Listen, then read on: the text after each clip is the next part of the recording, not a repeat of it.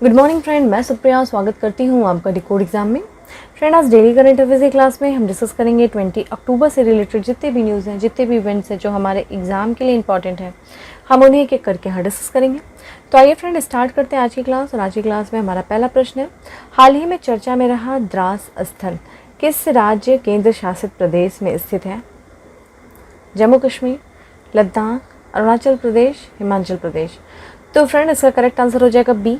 द्रास जो है वो लद्दाख में स्थित है। और इसके बारे में देखा जाए तो द्रास भारत के लद्दाख केंद्र शासित प्रदेश के कारगिल जिले में स्थित एक बस्ती है। तो कहाँ पे है? लद्दाख केंद्र शासित प्रदेश के जो कारगिल जिला है वहाँ पे लद्दाख स्थित है, जो आपका द्रास स्थित है। ये देखिए, ये चर्चा में क्यों था, हमारे लिए ये जानना आवश्यक है। तो राष्ट्रपति रामनाथ कोविंद ने यहाँ भारतीय सेना के जवानों के साथ दशहरा मनाया। तो द्रास में जो भारतीय सेना जो तैनात है उनके साथ राष्ट्रपति रामनाथ कोविंद ने दशहरा मनाया, इसलिए द्रास जो है वो चर्चा में है। ठीक है, कहाँ पे है? केंद्र शासित प्रदेश लद्दाख के कारगिल जिले में द्रास स्थित है। इसके बारे में और देखें तो द्रास वादी जोजिला दर्रे के चरणों में है और कश्मीर से लद्दाख जाने के लिए यहाँ से गुजरना पड़ता है, जिस कारणवश इसे लद्दाख का द्वार भी कहा जाता है। तो देखिए, चूंकि ये कश्मीर है फ्रेंड, और कश्मीर से जब आप लद्दाख की तरफ जाएंगे तो द्रास से होके गुजरना पड़ता है, जिस कारण से द्रास को लद्दाख का प्रवेश द्वार भी कहा जाता है। ठीक है, तो देखिए ये लोकेशन है, ये भारत का नक्शा है और यहाँ देखिए लद्दाख है और यहाँ देखिए ये केंद्र शासित प्रदेश कश्मीर है और यहाँ पे देखा जाए जम्मू कश्मीर और ये देखिए आपका द्रास लोकेशन है। ठीक है, ये चीज़ ध्यान रखिएगा इसके लोकेशन को। चलिए इसके बारे में और देखें तो यहाँ औसत तापमान सर्दियों में -20 डिग्री सेल्सियस से कम हो जाता है, जिस कारण इसे अक्सर भारत का सबसे ठंडा निवास स्थान कहा जाता है। ठीक है, द्रास अपने उच्च तुंगता वाले ट्रैकिंग मार्गों और पर्यटन स्थलों के लिए प्रसिद्ध है। यह रणनीतिक रूप से महत्वपूर्ण सैन्य बिंदु भी है। ठीक है, तो रणनीतिक रूप से ये महत्वपूर्ण सैन्य बिंदु है, जहाँ पे देखा जाए तो जो भारतीय सेना के जवानों को एलओसी की रक्षा के लिए पूरे साल ऊंचाई और ठंडे तापमान का सामना करना पड़ता है। क्योंकि फ्रेंड यहाँ पे एलओसी स्थित है, जैसा कि आप जानते हैं एलओसी भारत और पाकिस्तान की यानी कि लाइन ऑफ कंट्रोल, और एलएसी क्या? लाइन ऑफ एक्चुअल कंट्रोल, जो कि भारत और चीन के बीच में। तो एलओसी की रक्षा करने के लिए यहाँ पे देखा जाए पूरे वर्ष जो है जो भारत के जो जवान है, जो भारतीय जवान है, वो पूरे साल जो है ऊंचाई और ठंडे तापमान का सामना करते हैं। जैसा कि आप देख रहे हैं सर्दियों में -20 डिग्री सेल्सियस से भी जो तापमान कम हो जाता है, जिस कारण से इसे भारत का सबसे ठंडा निवास स्थान भी कहा जाता है। ध्यान रखिएगा। ठीक है, जहाँ देखा जाए तो भारतीय जवानों को कैसे कैसे परिस्थितियों का सामना करना पड़ता है फ्रेंड अपने देश की रक्षा करने के लिए। ठीक है, नेक्स्ट प्रश्न पे चलते हैं कि केंद्रीय मंत्रिमंडल द्वारा नवीकरण और शहरी परिवर्तन के लिए अटल मिशन अमृत 2.0 को किस वर्ष तक जारी रखने की मंजूरी दी गई है? 2025-26, 2023-24, 2022-23, 2027-28। तो फ्रेंड इसका करेक्ट आंसर हो जाएगा ए। जो अमृत योजना है उसके दूसरे चरण को 2025-26 तक जो है वो जारी रखने की बात की गई है। और इसके बारे में देखा जाए तो हाल ही में केंद्रीय मंत्रिमंडल द्वारा वर्ष 2025-26 तक नवीकरण और शहरी परिवर्तन के लिए अटल मिशन अमृत वर्जन 2 को जारी रखने की मंजूरी दी गई है। ठीक है, ध्यान रखिएगा। यह निर्णय आत्मनिर्भर भारत की दिशा में एक कदम है और इसका उद्देश्य पानी की सर्कुलर इकोनॉमी के जरिए शहरों को जल सुरक्षित और आत्मनिर्भर बनाना है। ठीक है, तो पानी की सर्कुलर इकोनॉमी के जरिए शहरों को, ठीक है, जल सुरक्षित और आत्मनिर्भर बनाना है। नवीकरण और शहरी परिवर्तन के लिए Atal mission for rejuvenation and urban transformation AMRUT देश का पहला केंद्रित राष्ट्रीय जल मिशन है। ध्यान रखिएगा। ठीक है, अमृत का फुल फॉर्म भी आपको पूरा पता होना चाहिए। ठीक है, तो ये जो अटल मिशन है जिसके बारे में हम लोग जो अमृत मिशन की बात कर रहे हैं फ्रेंड, ये देश का पहला केंद्रित राष्ट्रीय जल मिशन है। और इसके बारे में और देखा जाए तो इस मिशन को जून 2015 में 500 शहरों में नागरिकों को नल कनेक्शन और सीवर कनेक्शन प्रदान करके जीवन में सुगमता लाने के उद्देश्य से शुरू किया गया था। जो अमृत योजना है उसकी शुरुआत देखिए जून 2015 में की गई थी। किस उद्देश्य से किया गया था? 500 शहरों में नागरिकों को किस चीज़ के लिए? नल का कनेक्शन देने के लिए और सीवर कनेक्शन देने के उद्देश्य से ये मिशन की शुरुआत की गई थी। ठीक है, और इस मिशन के तहत देखा जाए तो अब तक 1.1 करोड़ घरेलू नल कनेक्शन और 85 लाख सीवर स्टेपेज कनेक्शन दिया जा चुका है। चूँकि इसके अंतर्गत जो फ्रेंड लक्ष्य रखा गया था वो चीज़ ध्यान रखिएगा कि इस मिशन का लक्ष्य क्या है कि 2.68 करोड़, ठीक है, नल कनेक्शन, और देखा जाए तो 2.64 करोड़ जो है वो आपका सीवर कनेक्शन प्रदान करने का लक्ष्य रखा गया है, जिसके अंतर्गत देखा जाए तो नल कनेक्शन जो है अभी तक आपका 1.1 करोड़ घरेलू नल कनेक्शन और 85 लाख सीवर कनेक्शन जो है वो दिया जा चुका है, और ये लक्ष्य है, ठीक है। अमृत 2 देखा जाए के अंतर्गत सभी 4,370 वैधानिक शहरों में घरेलू नल कनेक्शन प्रदान करके पानी की आपूर्ति के सार्वभौमिक कवरेज का लक्ष्य रखा गया है, ठीक है। घरेलू ये चीज़ ध्यान रखिएगा। और अगर हम इसके बारे में बात करें अन्य उद्देश्यों के भी बारे में, तो इसके अंतर्गत देखा जाए तो 500 अमृत शहरों में घरेलू सीवेज प्रबंधन की 100% कवरेज प्रदान करने की बात की गई है, जैसा कि आप जान रहे हैं यहाँ पे।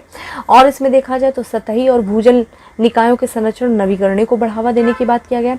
और इसी के साथ साथ फ्रेंड शहरों के बीच में प्रतिस्पर्धा को बढ़ावा दिया गया है, ताकि पेयजल सर्वेक्षण का आयोजन करना, ठीक है, किस शहरों के बीच में प्रतिस्पर्धा को बढ़ाने हेतु पेयजल सर्वेक्षण का आयोजन करना भी इनके अंतर्गत शामिल किया गया है इनके, तो ये चीज़ ध्यान रखिएगा, ठीक है। नेक्स्ट है हमारा प्रश्न कि निम्नलिखित में से किस संस्था के द्वारा ग्लोबल टीबी रिपोर्ट जारी की गई है? CDS यानी कि centre for disease control and prevention, care international, WHO, world bank. तो फ्रेंड इसका करेक्ट आंसर हो जाएगा C यानी कि WHO वर्ल्ड हेल्थ ऑर्गेनाइजेशन के द्वारा ग्लोबल टीबी रिपोर्ट जो है वो जारी किया गया है। इसके बारे में देखें तो हाल ही में विश्व स्वास्थ्य संगठन द्वारा ग्लोबल टीबी रिपोर्ट जारी किया गया है।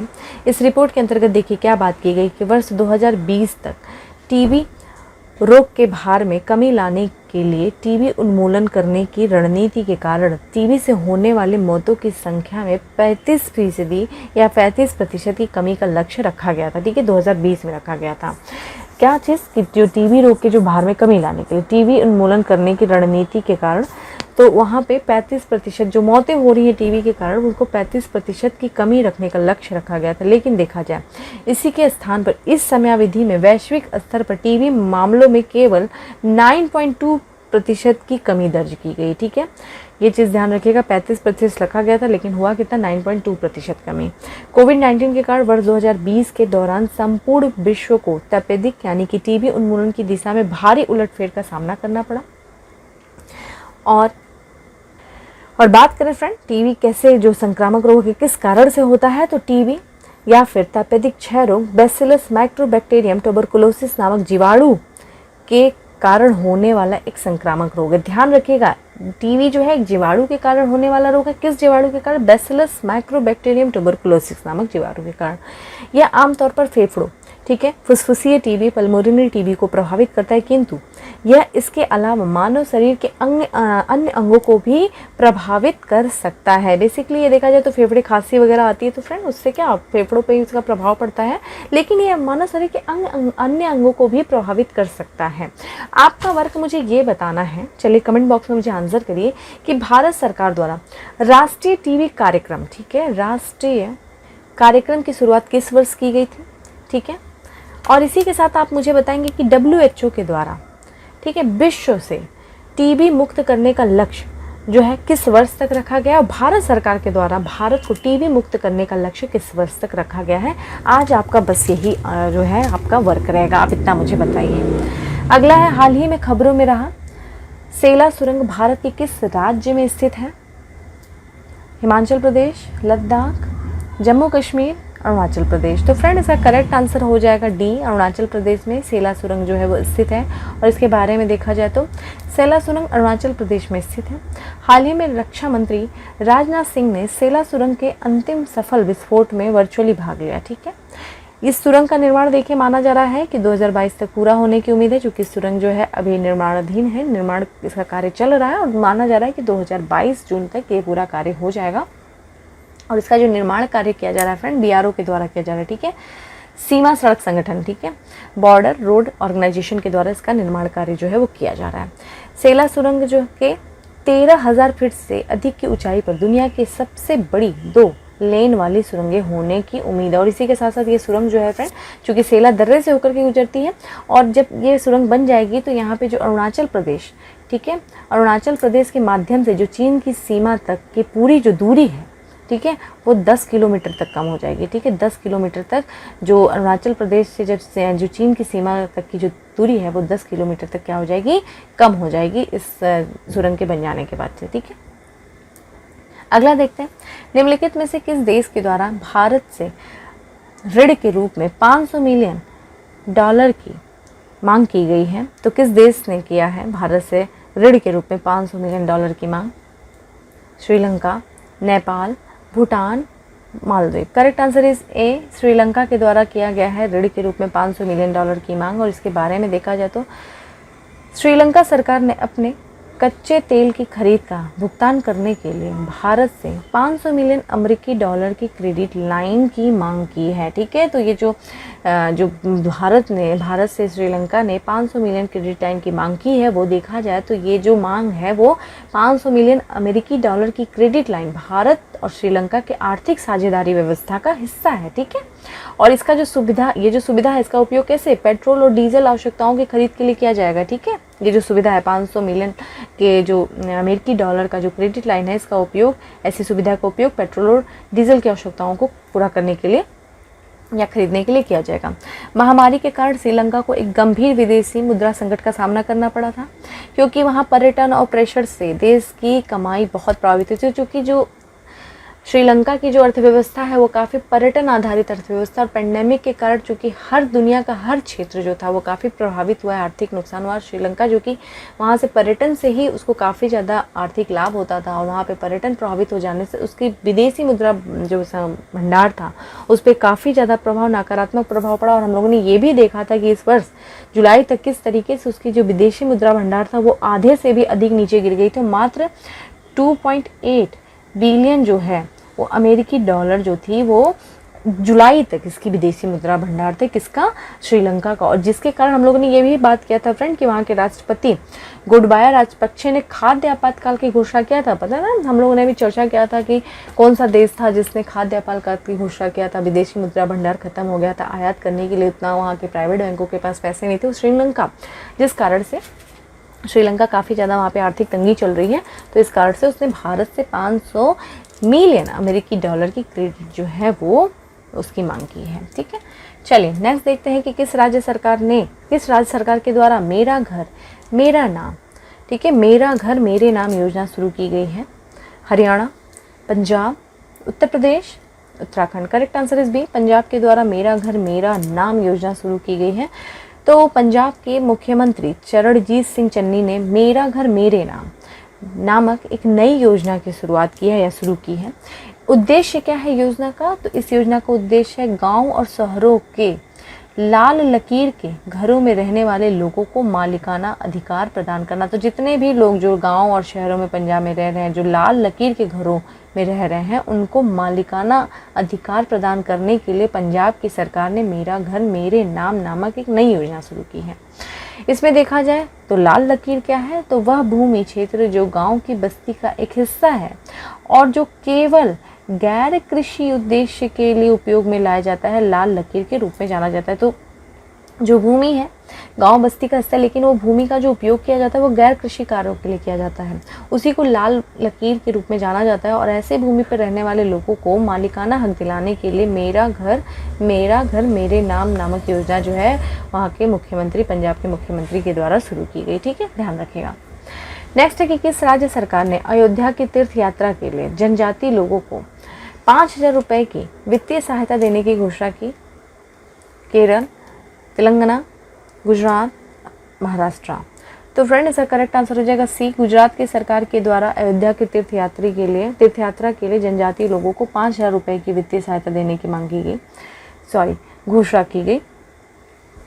गुजरात सरकार ने हाल ही में श्री राम जन्मभूमि तीर्थ यात्रा के लिए आदिवासी समुदाय से संबंधित प्रति व्यक्ति को 5,000 रुपये की वित्तीय सहायता देने की घोषणा की गई है। प्रतिवर्ष श्री राम से संबंधित तीर्थ स्थलों पर राज्य स्तरीय दशहरा महोत्सव का आयोजन किया जाएगा। ठीक है, अगला है दुनिया के किस देश की सेना एक्सरसाइज कैम्ब्रियन पेट्रोल 2021 में गोल्ड मेडल जीता? ठीक है, एक्सरसाइज कैम्ब्रियन पेट्रोल 2021 में गोल्ड मेडल जीतने वाला कौन सी सेना है? जीतने वाली अमेरिकी सेना, चीनी सेना, इजरायली सेना, भारतीय सेना। करेक्ट आंसर इज डी, भारतीय सेना ने एक्सरसाइज कैमरियन पेट्रोल 2021 में गोल्ड मेडल जीता है? इसके बारे में देखें तो भारतीय सेना की 4x5 Gorkha rifle frontier force की टीम, जिसने 2021 कैमरियन पेट्रोल अभ्यास में भारत का प्रतिनिधित्व किया, ने स्वर्ण पदक जीता है। ठीक है, तो ध्यान रखिएगा, गोरखा राइफल्स ने जीता है। और इस अभ्यास का आयोजन यूनाइटेड किंगडम सेना द्वारा 13 अक्टूबर से लेकर के 15 अक्टूबर 2021 के बीच में ब्रेकनवेल्स यूके में किया गया था। ठीक है, इसी दौरान जो भारतीय सेना ने कैमरियन पेट्रोल अभ्यास में गोल्ड मेडल जीता। ठीक है, ध्यान रखिएगा, गोरखा राइफल्स ने। कैमरियन पेट्रोल अभ्यास एक वार्षिक अंतर्राष्ट्रीय सैन्य अभ्यास है जो अंतिम मानव सहन शक्ति का परीक्षण करने के लिए आयोजित किया जाता है और इसी कारण इस अभ्यास को सैन्य गश्त के ओलंपिक के रूप में जाना जाता है। ठीक है, ये चीज़ है कि वार्षिक हर साल होता है अंतर्राष्ट्रीय सैन्य अभ्यास और अंतिम मानव सहन शक्ति के परीक्षण करने के लिए किया जाता है और इसी कारण इस अभ्यास को फ्रेंड्स सैन्य गश्त के ओलंपिक के रूप में जाना जाता है। नेक्स्ट प्रश्न है, किस संस्था के द्वारा निपटान आदेश और अपराधों के कंपाउंडिंग पर एक 4 सदस्यीय सलाहकार समिति का गठन किया गया? सेबी, आरबीआई, वाडा, सीबीआई।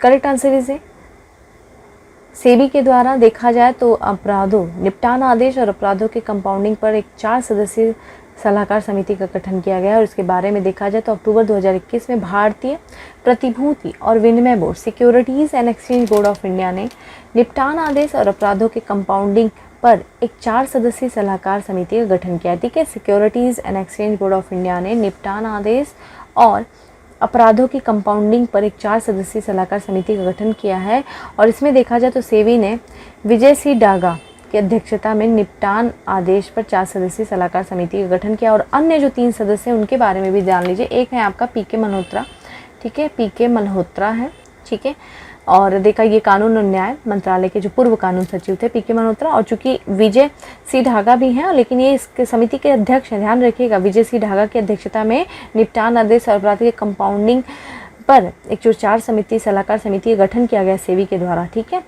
अन्य जो दूसरे सदस्य हो गए, एक आपके पीआर रमेश, ठीक है, पीआर रमेश, और जो चौथे सदस्य हो गए डीएन रावल। ठीक है, डीएन रावल। तो एक आपके विजय सी डागा हो गए, पीके मल्होत्रा हो गए, पीआर रमेश हो गए, डीएन रावल हो गए, ये 4 सदस्य हैं। और ये जो समिति जो है वो सेबी निपटान कार्यवाही नियम 2018 के अनुसार जो है वो काम करेगी। ठीक है, अगला है कि किस के राज्य और केंद्र शासित प्रदेश में स्थित, यहाँ पे में स्थित माउंट हैरियट का नाम माउंट मणिपुर रखा गया है? तो कौन से जो है माउंट हैरियट है वो कहाँ पे स्थित है, जिसका भी हाल ही में नाम बदल करके माउंट मणिपुर रखा गया है? हिमाचल प्रदेश, मणिपुर, अंडमान निकोबार, लद्दाख। करेक्ट आंसर है सी, अंडमान निकोबार में जो माउंट हैरियट है उसका नाम बदल करके माउंट मणिपुर रखा गया है। और इसके बारे में देखा जाए तो केंद्र सरकार ने अंडमान और निकोबार द्वीप समूह में स्थित एक द्वीप शिखर माउंट हैरियट का नाम बदल के माउंट मणिपुर करने का फैसला किया है। ठीक है, ये चीज़ ध्यान रखिएगा, माउंट हैरियट का नाम बदल करके माउंट मणिपुर करने का फैसला किया है।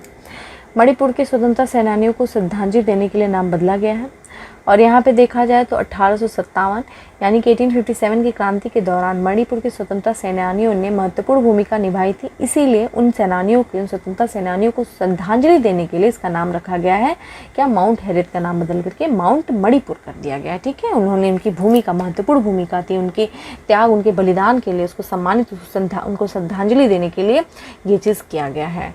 इसके बारे में देखा जाए तो मणिपुर के युवराज टिकेंद्रजीत और जनरल थंगल को इम्फाल में अंग्रेजों के ने सार्वजनिक रूप से फांसी पर लटकाया था। और इसी के साथ साथ देखिए जो मणिपुर के महाराज थे कुल चंद्रध्वज सिंह और 12 स्वतंत्रता सेनानियों ने काला पानी की सजा के लिए काला पानी भेज करके माउंट हैरियट पर रखा गया था, इसी कारण माउंट हैरियट का नाम बदला गया मणिपुर। ठीक है, तो ये मेरे हम लोग के 10 MCQs थे जिनके बारे में हम लोगों ने डिस्कस किया, एक एक चीज़ों को देखा।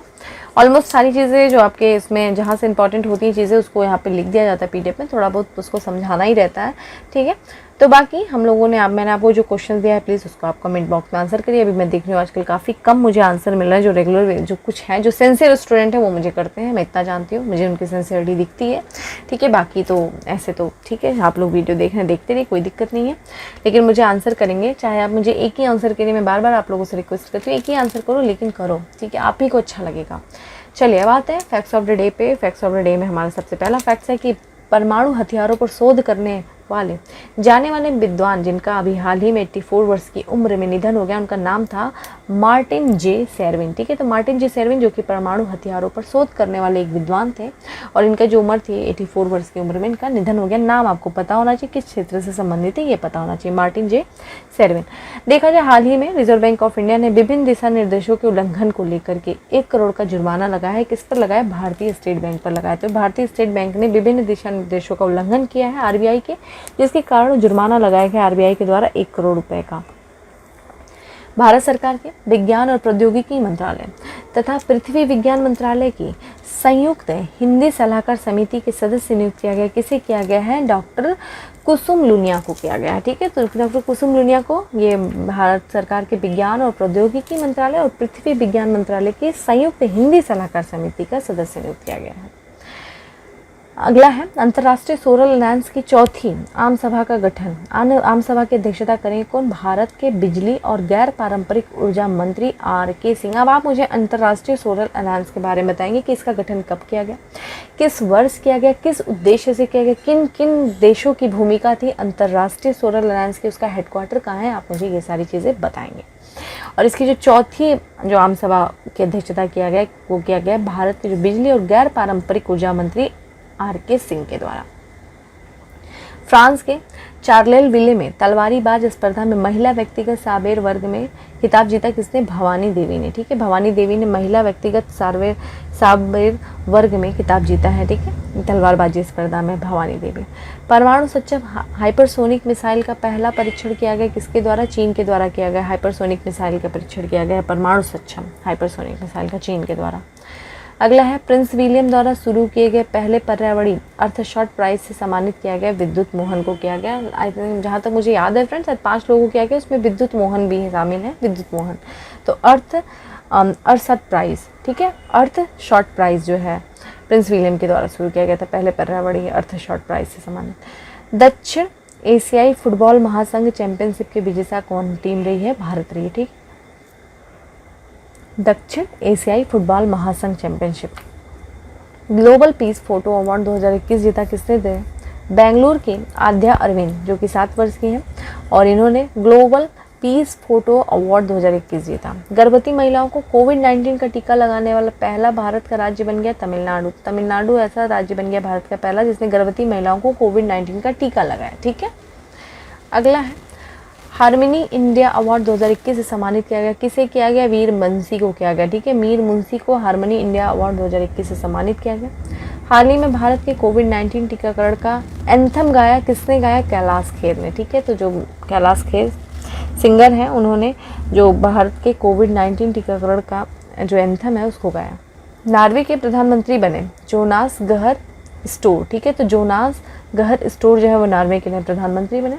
भारत का पहला अबाउट अल्कोहल नामक शराब संग्रहालय खोला गया। तो ये शराब संग्रहालय जो है वो कहाँ खोला गया? अबाउट अल्कोहल नामक, ये खोला गया गोवा में। ठीक है, ये थे हमारे फैक्ट्स ऑफ द डे।